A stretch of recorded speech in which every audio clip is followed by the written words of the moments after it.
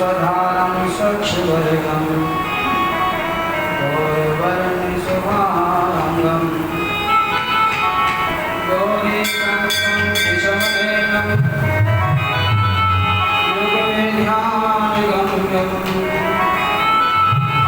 वन्दे शम्भो भवेहरणं सर्वलोकैकनाथम्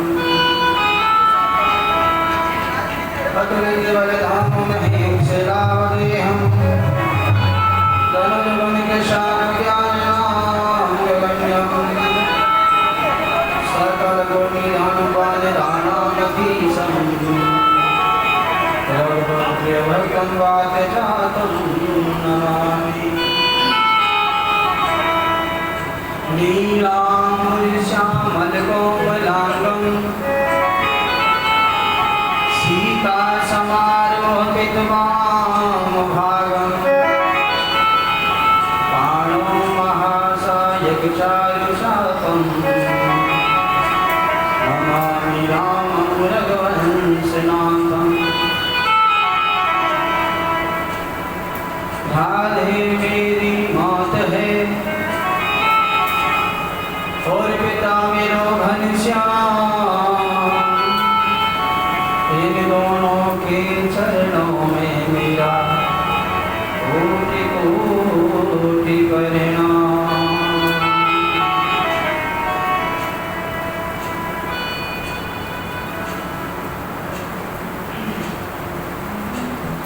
जय गोविंदा गोपाला मुरली मनोहर रंजना गोविंदा गोपाला मुरली मनोहर रंजना गोविंदा गोपाला मुरली मनोहर रंजना गोविंदा गोपाला मुरली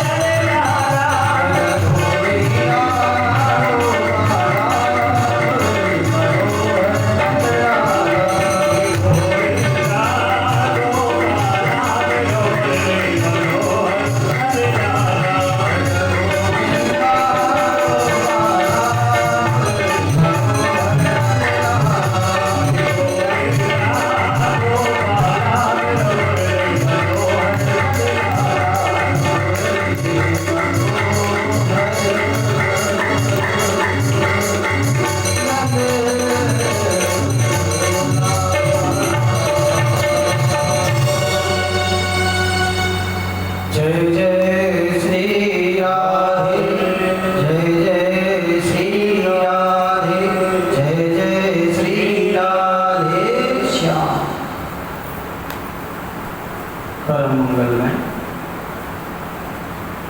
परात्पर अखिलेश्वर अकारण करुणा बदरा में भक्त वांछित कल्प तरु श्री तड़ित विनिंदित पीतांबरधारी श्री बालकृष्ण लाल की गानमयी प्रतिमूर्ति श्रीमद् भागवत महापुराण। प्रिय भक्तजनों, गत वर्षों की भांति इस वर्ष भी श्री शिव मंदिर एवं मिलोर कविनगर के वार्षिक उत्सव के उपलक्ष्य में आप सभी लोग श्रीमद् भागवत के श्रवण कर रहे हैं। आज हम चतुर्थ दिवस की कथा का शुभारंभ करते हैं।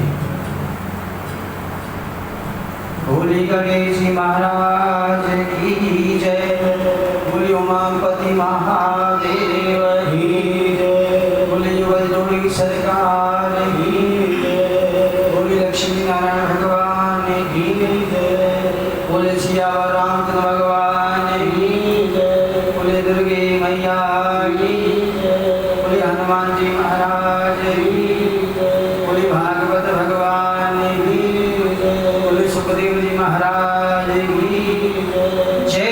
जय श्री राधे, जय जय श्री राधे, जय जय श्री राधे।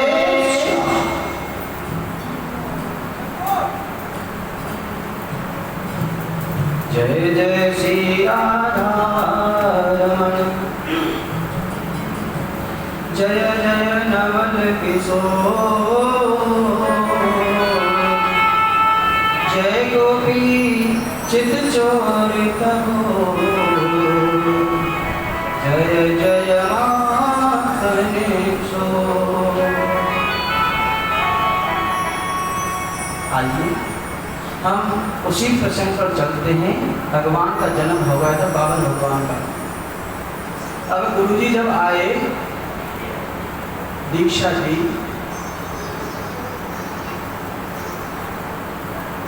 तो गुरुजी ने कहा कि बेटा हमें छोटी मोटी दीक्षा नहीं चाहिए, गुरु दक्षिणा नहीं चाहिए हमें तो बस तुम त्रिलोकी को ला करके हमारी झोली दो।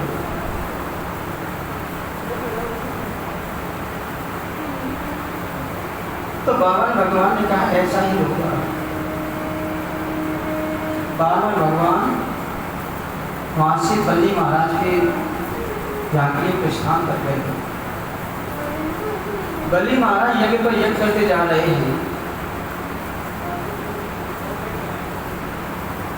जब दूर से आते हुए बली महाराज ने बावन भगवान को देखा तो अपने गुरुदेव से कहा, शुक्राचार्य जी से, कि गुरुदेव मुझे तो ऐसा लगता है कि कोई सूर्य देव ही साक्षात हमारे यज्ञ मंडप में पधार रहे हैं।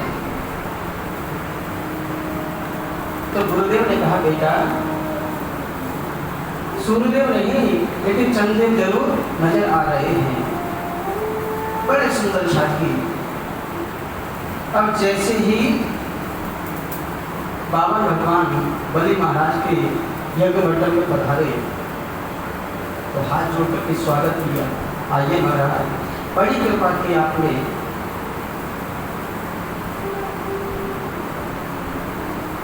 आज मेरा बड़ा सौभाग्य है, सुनिए, मेरे मन में बड़ी इच्छा है कि आपको कुछ ना कुछ दूं। बोले क्या दोगे महाराज? बली महाराज कहने लगे कि आप कहो तो गांव के गांव काम भी कर दो, तुम कहो कि सोने के महल बनवा दो,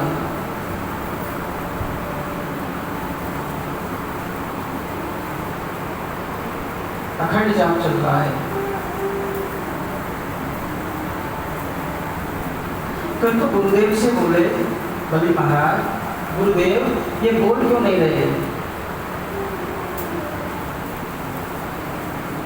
तो शुक्राचार्य जी ने कहा, देखते नहीं हो अखंड जाप चल रहा है।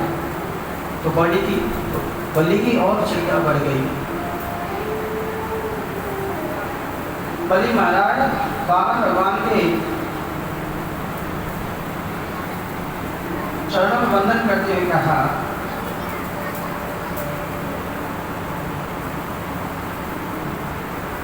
कि आपका आश्रम कहाँ है? मैंने पूछा आप कहाँ रहते हो, आपके माता पिता कौन है? लेकिन चुप पड़े हुए। आपको 4,000-5,000 गौ दान कर दूं, सोने का महल बनवा दूं, आपका विवाह नहीं हुआ हो तो आपका विवाह भी करवा सकता हूँ।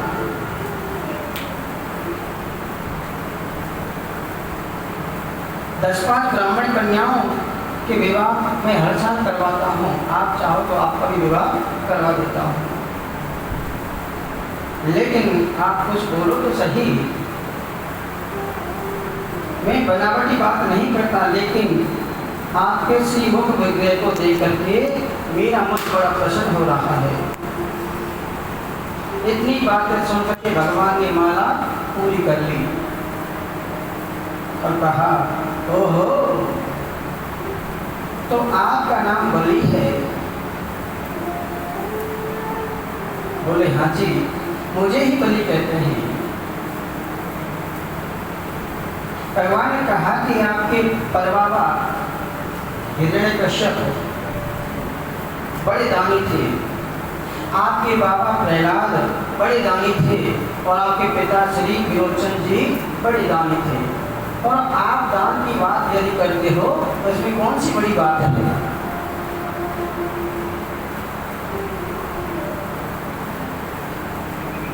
आपको लेकिन संकोच की बात है राजन, मैं आपकी इस इच्छा की पूर्ति नहीं कर सकता, क्योंकि मैं महान त्यागी हूँ। एक पैसा भी दान में किसी से लेता नहीं, एक पैसा मैंने किसी से पूरे जीवन में लिया नहीं, तुमसे कैसे ले लूं? बलि महाराज ने कहा, कुछ तो कुछ देना पड़ेगा आपको। भगवान बोले, क्यों किसी से नहीं माना? अकेला शरीर है, मेरे पास छाता है, बारिश पर नहीं देख रहा हूँ मैं, काम लेते हैं, समंदर है, प्यास लगती है तो पानी पी लेते हैं। राजा बलि चरणों में गिरकर बोले, सुनिए, आप अकेले हैं इसलिए कुछ लेना नहीं चाहते, तो आपकी शादी करवा दो। तो भगवान ने कहा, ऐसा करो, पहले हमारी शादी ही करवा दो। लेकिन राजन, आप जब हमारी शादी करवा दोगे तो 2-4 बच्चे भी होंगे। हम ये तो आपको पता होगा महाराज, 10 होंगे, 5 होंगे, कितने होंगे? नहीं, मैं पूछना चाहता था, जब 10-5 बच्चे होंगे तो उनमें एक तो मरेगा भी। अरे हाँ जी, हो सकता है, मर सकता है। बाकी जब बच्चा रोता है तो रोना पड़ता है, तो रोने की व्यवस्था क्या करोगे? पहले महाराज, बच्चा आपका मरेगा तो रोना भी आपको ही पड़ेगा। रोने वाले को किराए पर थोड़ी भिजवाऊंगा मैं। तो भगवान ने कहा कि जब रोना ही पड़े तो मैं शादी काहे को करूं? जब जिनके लिए मुझे रोना पड़े तो शादी किस लिए करें? प्रभु बलि चरणों में गिर करके बोले, बहुत संकोच की बात है, 2 घंटे से आपको जैसे तैसे मनाया और आपने मना कर दिया।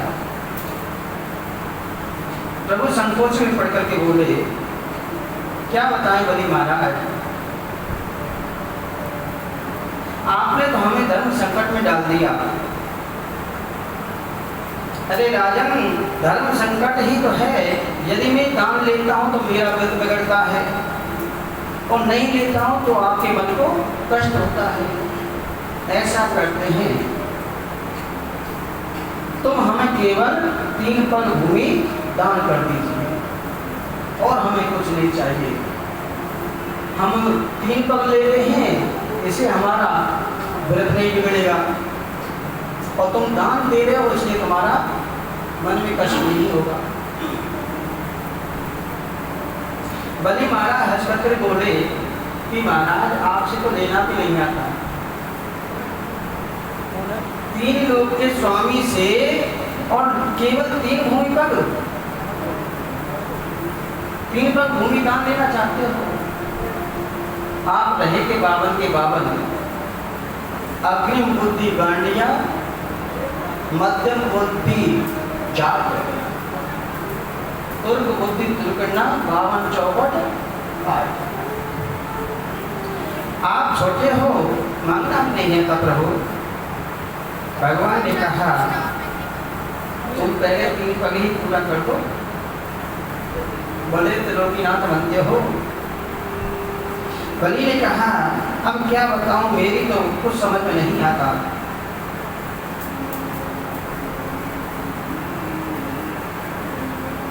भगवान ने कहा हमने बहुत कथाएं सुनी हैं, आज 5 गांव लेंगे, कल 50 की इच्छा होगी, इसलिए मैंने मेरी आकांक्षाओं को दबा रखा है, इसलिए मेरी अपनी कामनाओं को बस में कर रखा है। 3 पैर के अलावा 3.25 नहीं लेंगे और 3 से कम भी नहीं लेंगे।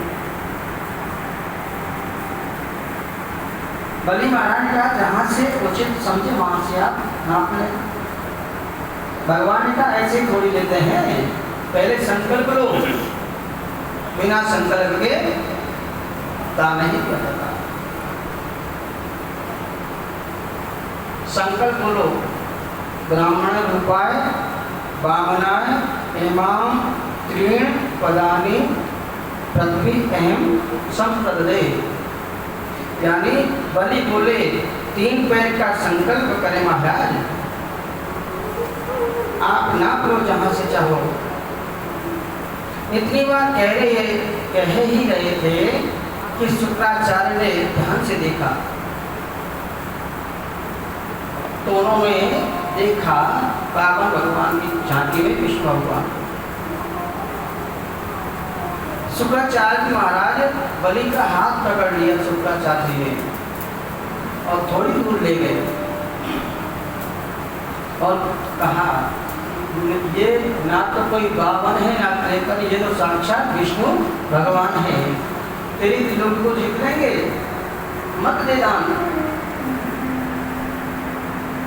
बलि महाराज ने कहा ये साक्षात विष्णु है तो बड़ी खुशी की बात है, ये अगर मेरा सब कुछ छीन ले तो कोई बात नहीं,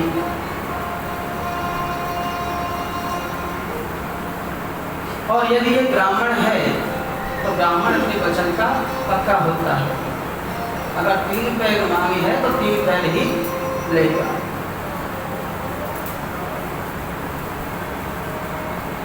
शुक्राचार्य ने कहा मना कर दो कि हमने कोई वादा नहीं किया। तो बलि महाराज ने कहा कि क्या कहते हैं गुरुवर, कैसे मना कर दूं? शुक्राचार्य जी बोले मना नहीं, इनसे कह दो कि मैंने कोई बात दान की ही नहीं। शुक्राचार्य जी ने कहा कि 8 जगह ऐसी होती है जहाँ झूठ बोलने से पाप नहीं लगता। स्त्री धर्म विवाहे च प्रत्यर्थे प्राण संकटे गौ ब्राह्मणार्थे हिंसायां ज्ञानकं शालोचितम्। शुक्राचार्य ने बहुत सुंदर उपदेश कर रहे हैं, 8 जगह पर झूठ बोलने से पाप नहीं लगता। स्त्रियों में किसी बात को स्त्रियों से स्त्रियों में किसी बात को छुपाना हो तो झूठ बोलने से कोई पाप नहीं लगता, क्योंकि पुरुषों की अपेक्षा माताओं का हृदय ज़्यादा कोमल होता है। अगर आपने माताओं से कह दिया कि ये बात किसी से कहना मत, गुप्त रखना, तो वो बात जरूर कह देंगे दूसरे आदमी। अभी करूँगा।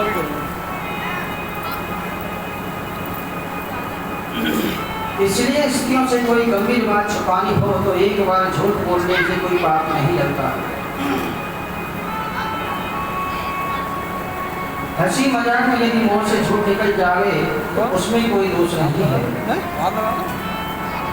शादी विवाह में किसी बेटी की हमें प्रशंसा झूठी करनी पड़ जाए तो उसमें कोई दोष नहीं लगता।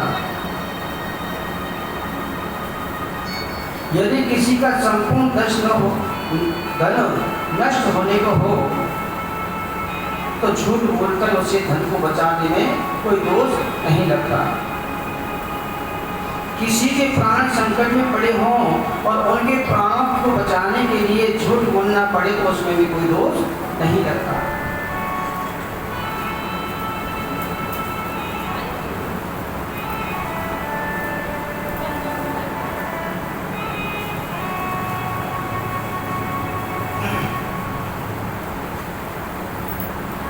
गौ हत्या रोकने के लिए हमें धर्म की सुरक्षा के लिए अपनी संस्कृति के रक्षण के लिए यदि एक बार झूठ बोलना भी पड़े तो उसमें कोई दोष नहीं लगता। बने ने कहा, गुरुवर मेरे तो दोनों हाथों में लड्डू हैं। बलि महाराज नहीं माने। शुक्राचार्य जी श्राप देकर के वहां से चले गए।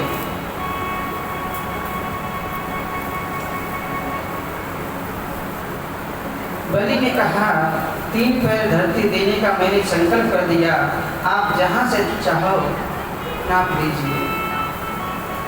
भगवान ने कहा, हाँ नापेंगे, पहले हमें प्रणाम तो करो।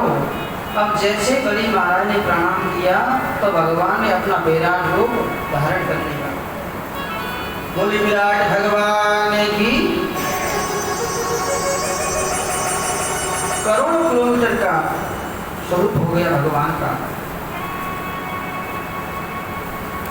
बलि महाराज जब ऊपर उठे तो उन्होंने देखा भगवान का मुख तो दिखता ही नहीं है।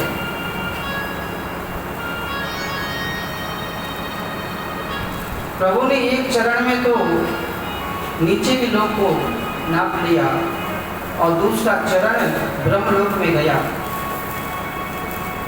ब्रह्मा जी ने भगवान के चरण को धो करके कमंडल में वो जल रख दिया। वही श्रीमती गंगा जी हैं।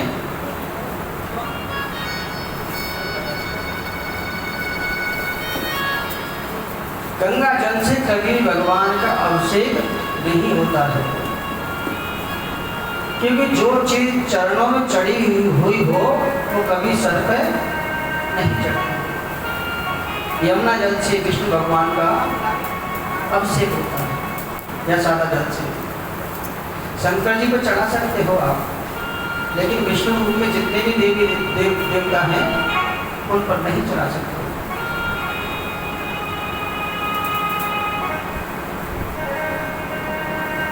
जामवंत जी ने आकर के भगवान की परिक्रमा की। दैत्य लोग प्रभु को मारने दौड़े तो बलि महाराज ने कहा कि इन्हें कोई कुछ नहीं कहेगा। भगवान ने कहा कि क्यों बोलोगी नाथ जी, पहले पद में तो मैंने नीचे का रुकना पड़ेगा, दूसरे पद में ब्रह्मलोक हो गया, तीसरा पद कहाँ रखूं? अगर तुम प्रतिज्ञा पूरी नहीं करोगे तो मैं दोष लगेगा। तो बलि महाराज ने कहा, प्रभु धन बड़ा होता है या धन का मालिक बड़ा होता है? भगवान ने कहा कि धन से 10 गुना धन का मालिक होता है बड़ा। तो बलि महाराज ने कहा, अभी आपने मेरे धन को ही तो नापा है, मुझे तो नहीं नापा। आप ऐसा करिए, तीसरा चरण मेरे सर पर रख लीजिए। भगवान ने तीसरा चरण उसके सर पे रखना चाहा। आंखों में आंसू आ गए भगवान के कि बहारे बली, मैं तो तुझे छलने आया था और तेरी श्रद्धा ने मुझे छल लिया।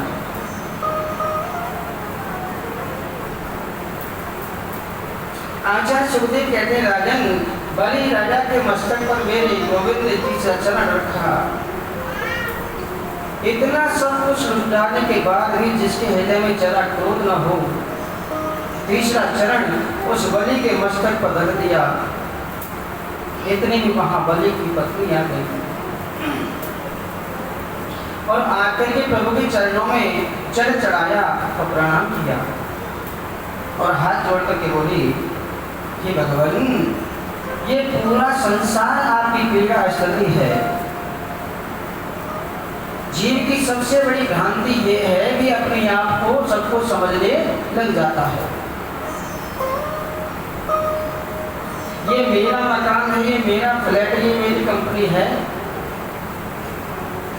लेकिन ये सब परमात्मा का है। परमात्मा ही सर्व का मालिक है, हम तो केवल उनके मुनीम हैं।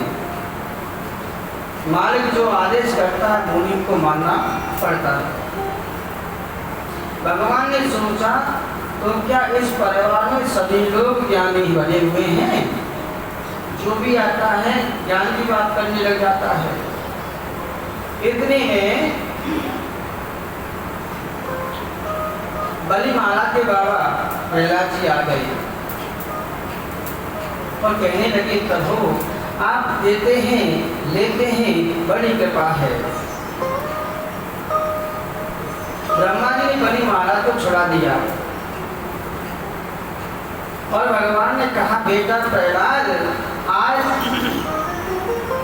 मेरा हृदय बहुत प्रसन्न है। तुम्हारा पौत्र बलि तुमसे भी ज्यादा ज्ञानी है, दानी है।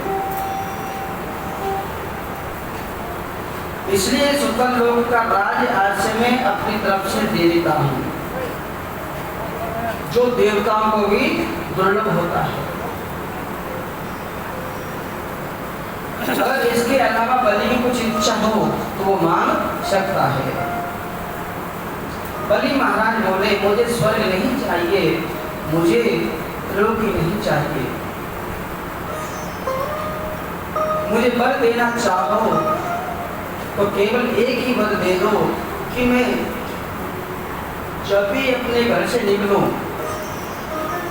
या घर में आऊं तो सबसे पहले आपका दर्शन मुझे होता रहे। भगवान ने कहा, इसका मतलब तो ये हुआ कि हम तुम्हारे द्वार पर बन जाएं? नहीं नहीं, मैंने ऐसा क्यों कहा? और क्या कहा तुमने? अरे भले आदमी, तू कब आएगा कब जाएगा, तेरी पहले दान करते रहे हम तो भगवान उसको वरदान दे दिया। भगवान ने लक्ष्मी जी आई और बलि महाराज के कलाई पर अपनी साड़ी का पल्लू बांध के राखी बांधी। बलि महाराज ने कहा, बहना बता तुझे क्या चाहिए? तो लक्ष्मी जी ने कहा, मुझे तो ये तुम्हारा द्वारपाल चाहिए। तभी से रक्षाबंधन का त्योहार हमेशा मनाया जाता है। भगवान की विष्णु रूप में वैकुंठ को चले गए क्षीरसागर में, और एक रूप में वामन रूप में आज भी बलि के द्वार पर विराजमान है। राजा सत्यव्रत की एक आकांक्षा पूर्ण करने के लिए भगवान को मछली का अवतार लेना पड़ा, मत्स्य अवतार। सुखदेव जी कहते, राजन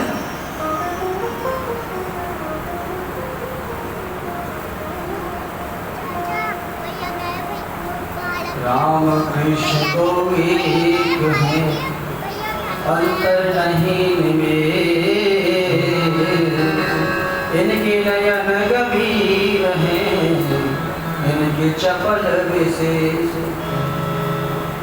राघवेंद्र सरकार के नेत्रों में गंभीरता है और कृष्ण के नेत्रों में चपलता है।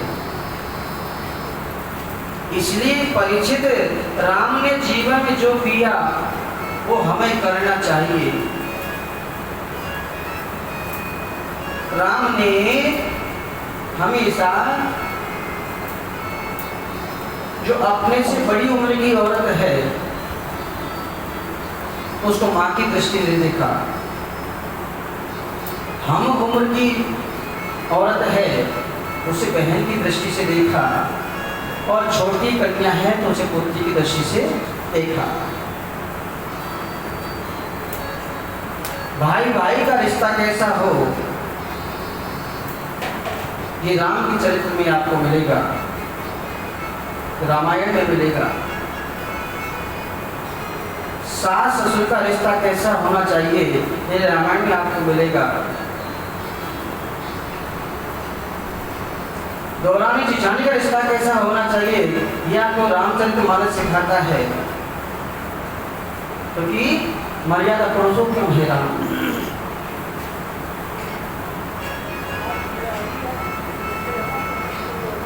राम जी के किए हुए को करो और कृष्ण के कहे हुए को करो।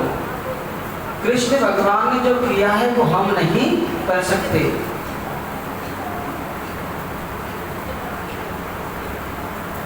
6 महीने खेलते तो पूतना आ गई, भगवान ने उसका वध किया। पूरे बिल में आग लग गई, भगवान अग्नि को पी गए। हम कर सकते हैं? नहीं कर सकते। तो भगवान राम के किए हुए को करो और कृष्ण के कहे हुए को करो।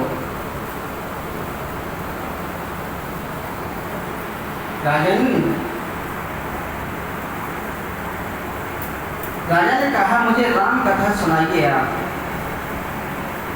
सुखदेव जी बोले राजन तुमने आज राम कथा विस्तार से पहले सुनी होगी, लेकिन आज मैं तुम्हें संक्षिप्त रूप में राम कथा श्रवण कराऊंगा, क्योंकि जब तक राम की मर्यादा का चश्मा तुम्हारी आंखों पर नहीं लगेगा तो कृष्ण कथा में आपको प्रवेश नहीं मिलेगा।